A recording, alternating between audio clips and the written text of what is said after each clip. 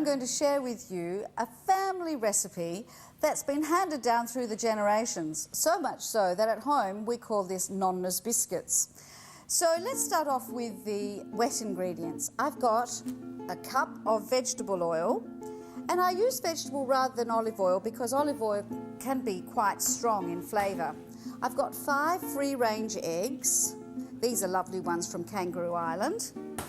And then I need a cup of caster sugar and the zest, only the zest of 2 lemons. If you like, you can put in some orange or even mandarin if you grow them.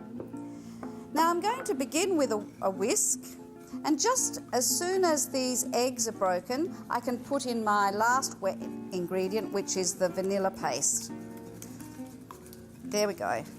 So now I'm going to put in a big teaspoon of vanilla paste, and then I'm going to start adding round about 4 cups of self-raising flour.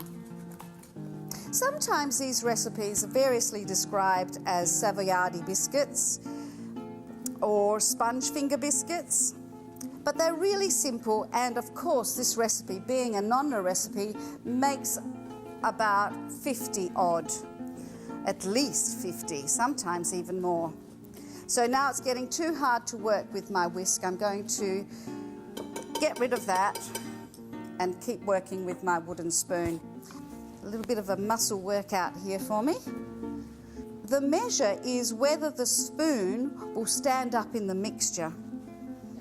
There it is. Now it's time to shape them. So let's take that dough off the wooden spoon. And now we have to take 2 teaspoons and just shape them into about 2 cups of sifted icing sugar. The kids will have a ball doing this.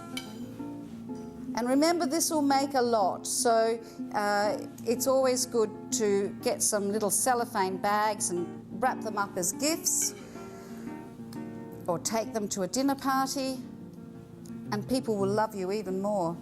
They don't have to be perfect because, remember, this is just a lovely, rustic, everyday biscuit that you can have on hand to dunk in your morning coffee.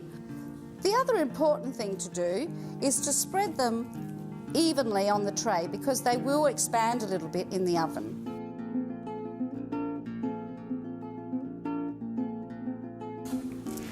Now these biscuits need to be cooled on a wire rack, and the texture you're aiming for is just like that, spongy but still a little bit on the dry side. My mother makes these every week, and technically they will last a whole week in a biscuit tin, but I must say our household has never managed to keep them that long.